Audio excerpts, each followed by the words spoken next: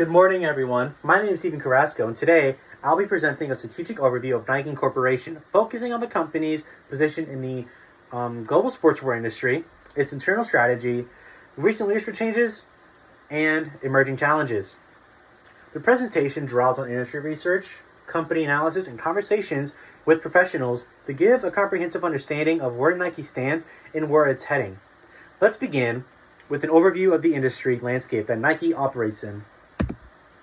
The global sportswear industry is currently valued at around $180 billion and continues to grow. Nike, along with its two competitors, Adidas and Puma, lead that market.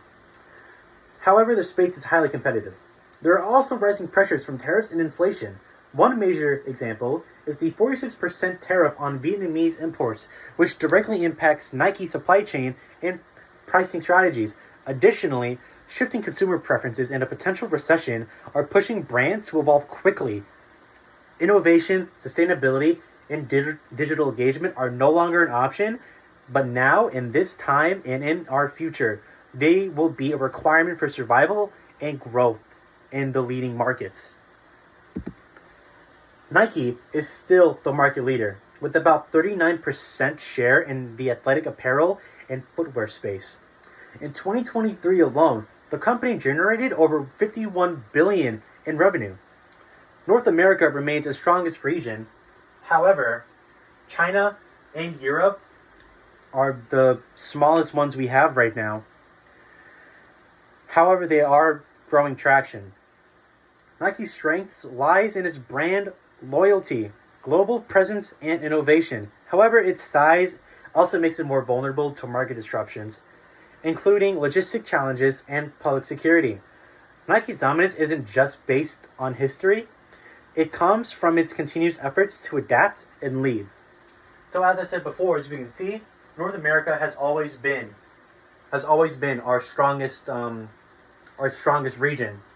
From 2017 to 2024, it's always just been a constant from 14,000 all the way to 21,000. However, as we can see in our Europe and Greater China, however, when they, as you can see, they are growing, but they are still our smallest regions. A huge part of Nike's recent success in its investment in digital platforms. The SNKRS app and Nike membership platform now connects directly with over 130 million customers, which gives us a 1.2 billion in AI in digital platforms. That's how much we've invested. But, however, it has been a major profit. Digital sales now make up about 26% of the total revenue, showing just how crucial these tools have become. The partnering with firms like Adobe and to personalize customer experiences, Nike's approach here isn't just about e-commerce, it's about turning the brand into a digital lifestyle. These efforts have helped boost sales and improve customer retention. So, if we are to continue to grow, we are to invest more in our AI and digital platforms, giving us more profit and giving our customers more options for us to make more sales. Nike recently announced a major leadership change designed to strengthen its innovation and marketing focus. Longtime executive John Hope was promoted to Chief Innovation Officer, while Martin Lodi became the Chief Design Officer, and Nicole Hubbard Graham was appointed as the new Chief Marketing Officer. These moves are meant to bring fresh perspectives and align Nike's creative efforts with its growth strategies. It's clear the company is preparing for a new phase, something that will bring the Nike Incorporation higher up, and eventually us looking down on our competitors like Puma and Adidas and Armours. This balances our traditions with forward-thinking leadership to remain competitive in a fast-evolving market. Sustainability has become central to Nike's mission. Through its Move to Zero campaign, Nike aims to reduce carbon emissions by 30% by 2030.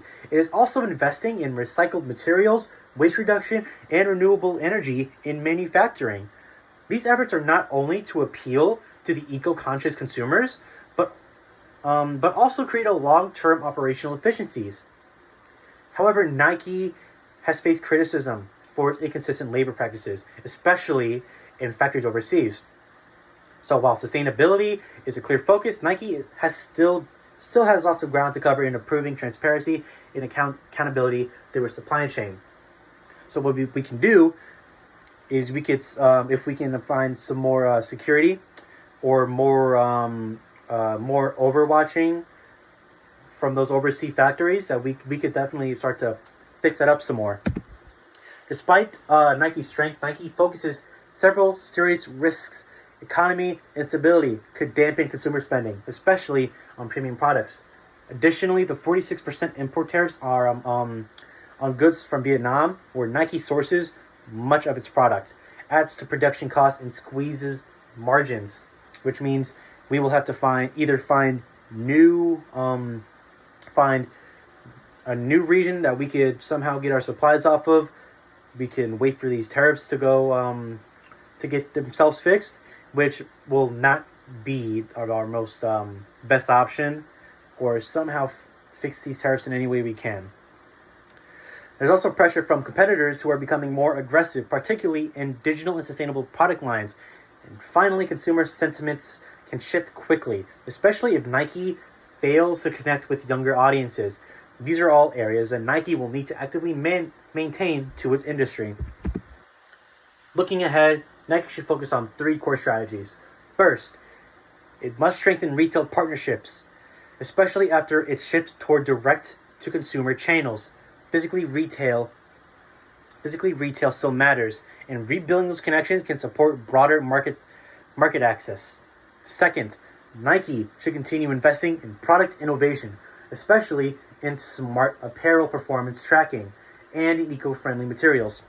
Third, it should double down on sustainability efforts, not just in marketing, but in measurable, transparent ways. If Nike can balance innovation with authenticity, it can continue to thrive in a rapidly changing industry. And that is all for my presentation. Thank you all. Thank you all for listening to my presentation.